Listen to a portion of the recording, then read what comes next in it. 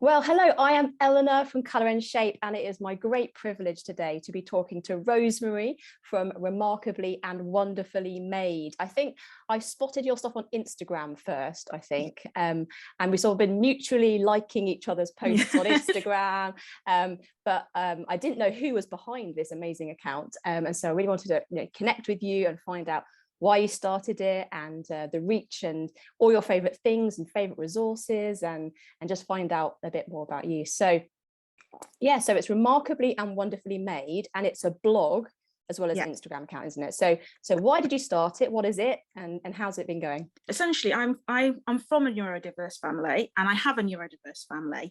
And actually, a lot of my family in the past, we've just gone through mainstream school. Everyone's just muddled through. And actually, my youngest member, it became really clear this was not what was going to happen. So I thought, right, okay, we need to kind of figure out how we're going to do learning at home, how we're going to cover some of the basic things. So with autism, things like making the sign of the cross can be difficult. You don't actually necessarily have the coordination skills. And I was thinking, well, how do we do this? What do we do? I've never encountered this. So I was kind of on the lookout. Then I heard that the Bible Society for, that God Speaks that they've been doing. They were going to do some autism friendly versions of stories. So I kind of touched base with them. I was like, oh, this is really exciting.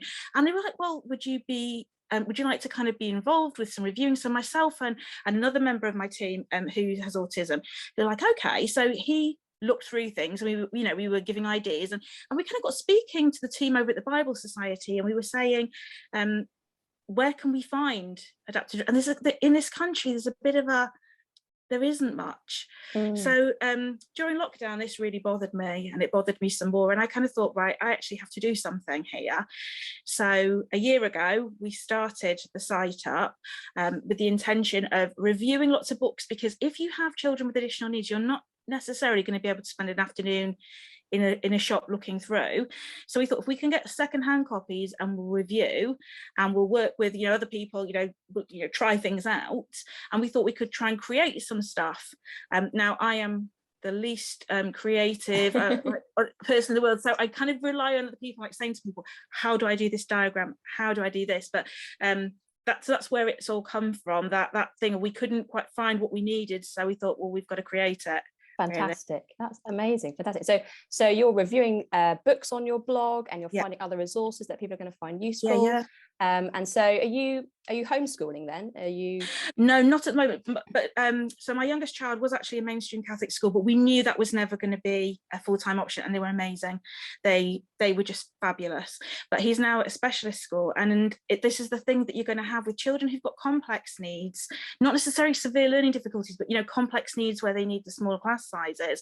They're not going to be in a Catholic school. And actually, you're going to have some children, I would say lots of children with Down syndrome would be fine in an inclusive catechesis class, but actually some of the children with autism, that's not going to work. There are going to be too many children, and even children's liturgy, that's not going to happen for some of them. So it's a bit like, well, it's reaching out to parents who perhaps are feeling like crying because they've got the first part of mass and they've lasted 5 minutes, and I've been there and saying, do you know what, you're actually rocking it because you tried to go.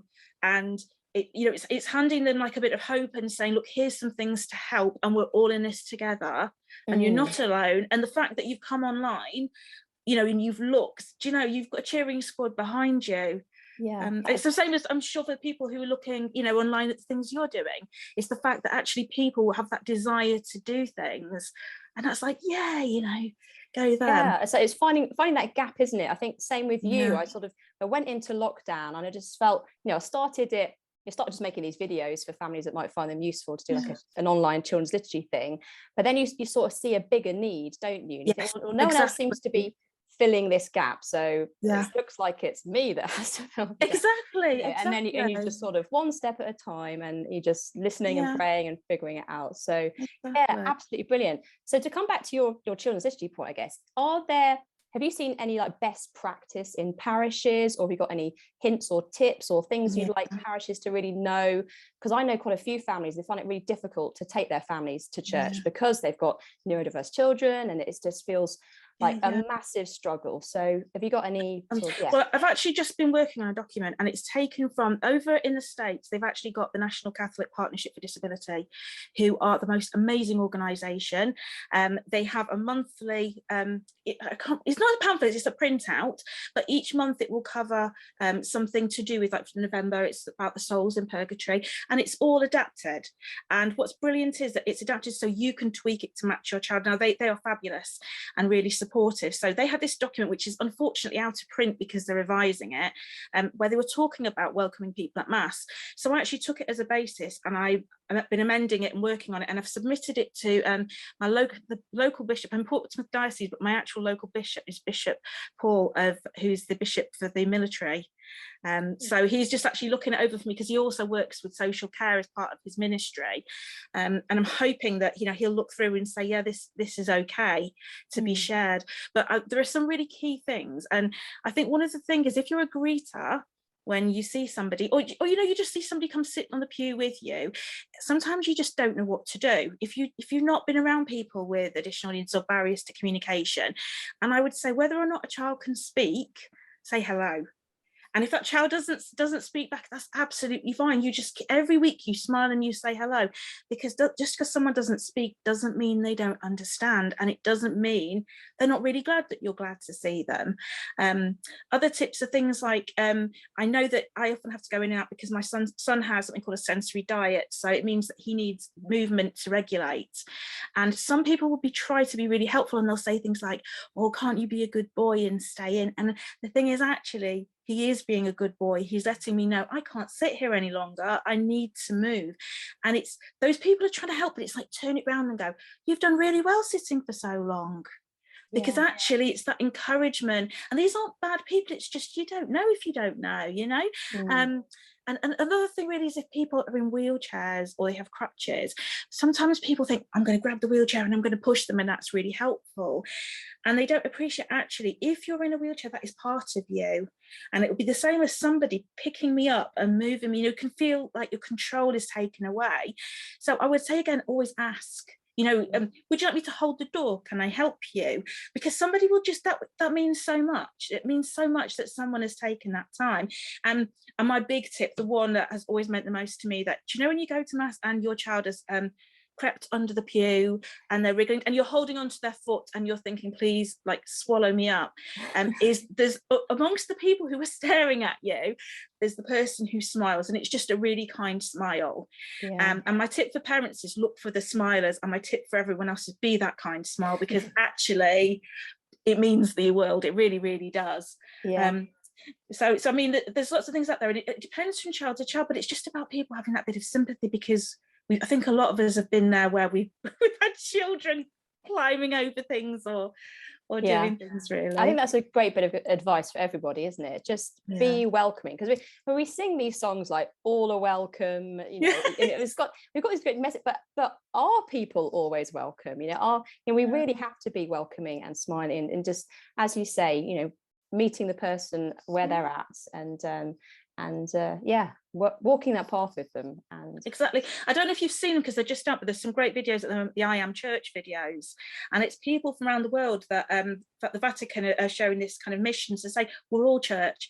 And it made me really happy when I saw that, because I think that is exactly it. It's about there's lots of people with invisible disabilities that, and barriers, and it's just a bit like, let's just smile at everybody, because we don't know what's going on. It's everyone's got something going on, so that's smile. That's it. Smile. It's a really good start, isn't it? Wonderful. And so, do you have any favorite resources that you draw on? I do, and I've got a few examples here.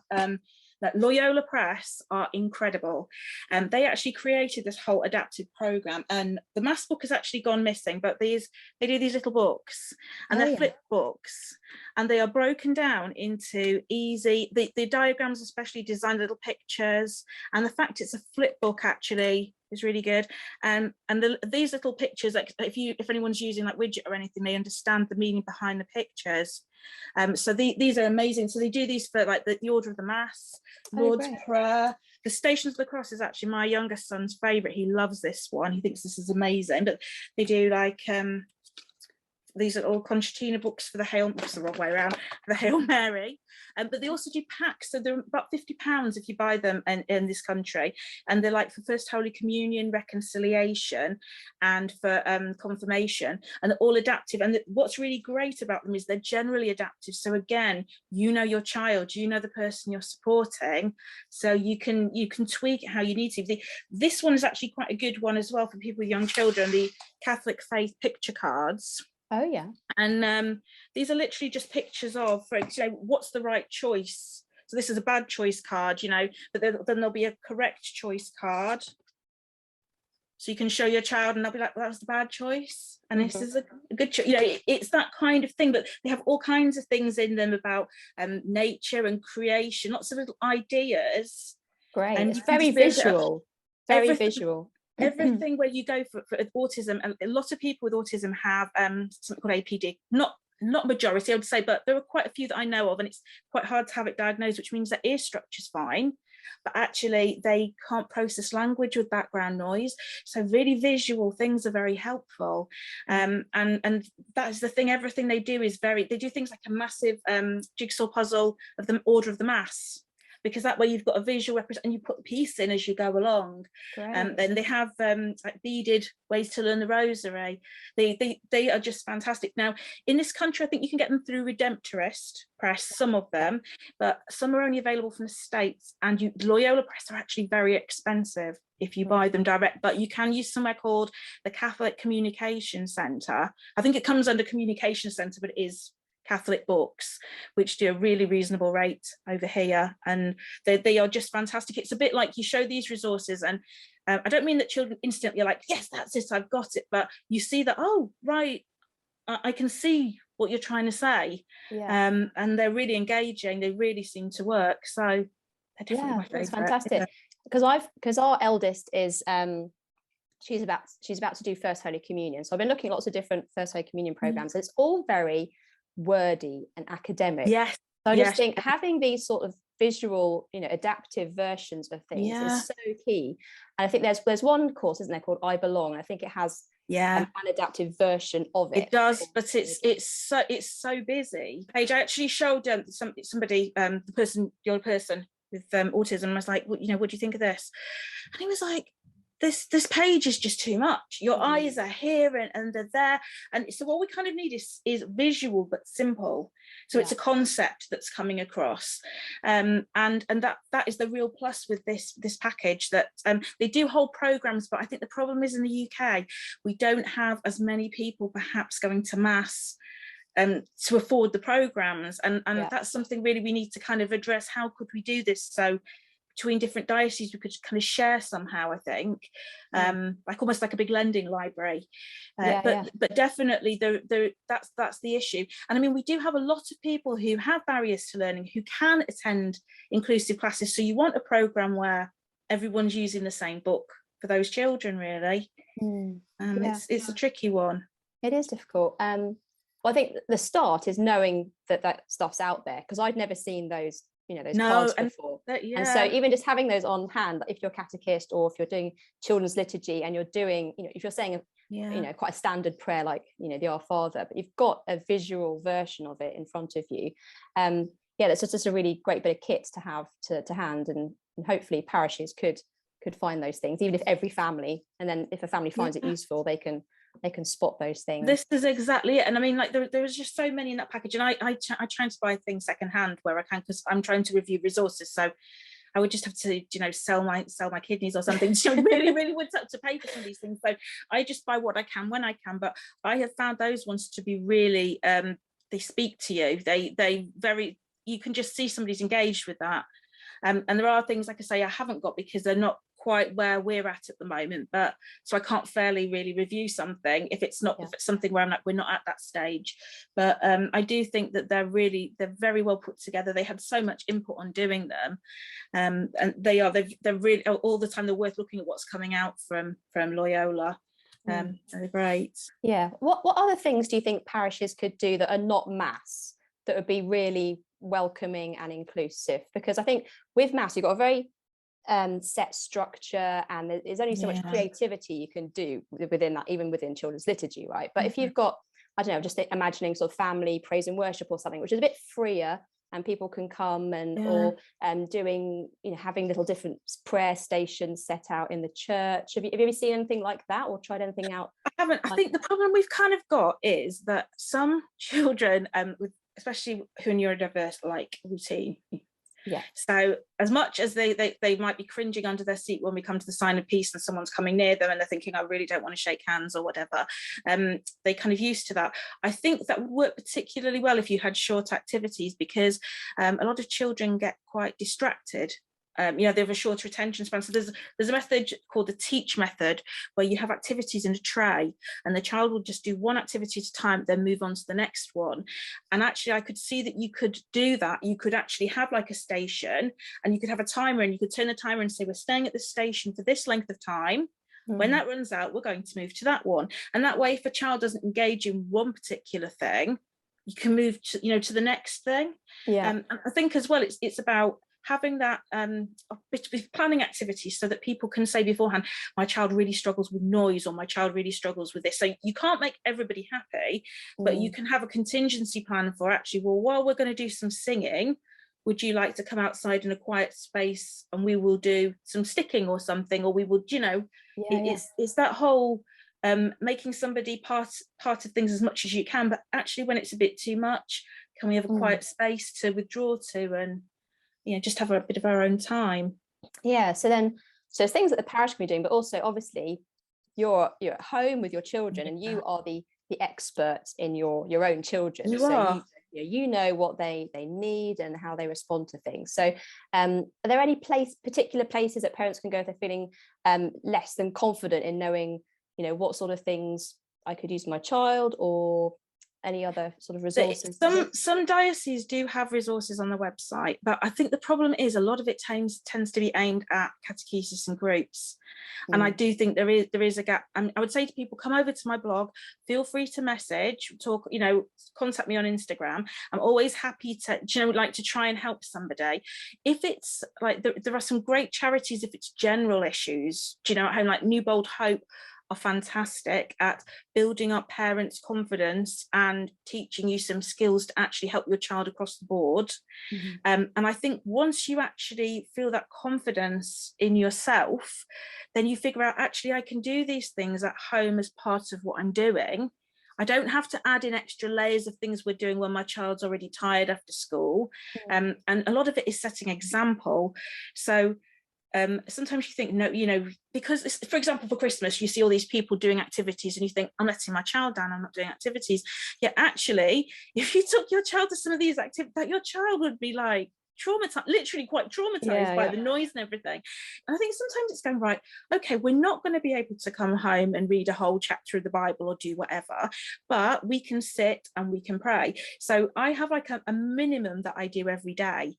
And this is what we're going to do. So every day we are going to read one short story book that that's taken from the life of a saint, or something quite simple, or from the Bible, and we will always say an Our Father and a Hail Mary, and that is my minimum. And we have a holy font next to the door, so we will attempt to make the sign of the cross when we go out the door. That's it. Anything else on a good day is a plus. But I think it's just that whole if they see you praying, if they see you doing something kind, if you say sorry to them when you actually lose your temper, those kind of good parenting skills, actually. Yeah, that's it. Because sometimes we can get too bogged down in I need the things, but actually they need to see you being you. Exactly. And be loved and welcomed into a community and a family, and feel like they belong, and exactly. And also I think it's that whole thing of feeling that they have a job to do. So for example, is it time for prayer? Yes, it's time for prayer. It's the fact that you're letting your child, I mean, sometimes like we can have prayer time, and prayer time involves I'm trying to pray and we have people running around a room, and but it's that whole thing of it. Just sometimes people need that movement break. It doesn't mean that actually they're not very happy with prayer. Who can say what's going on in someone's head? And actually, like, that's good for me. They know we're praying, and God's looking down, and God knows we're praying, and that's the main thing. Yeah. And each family does you do you do your completely family.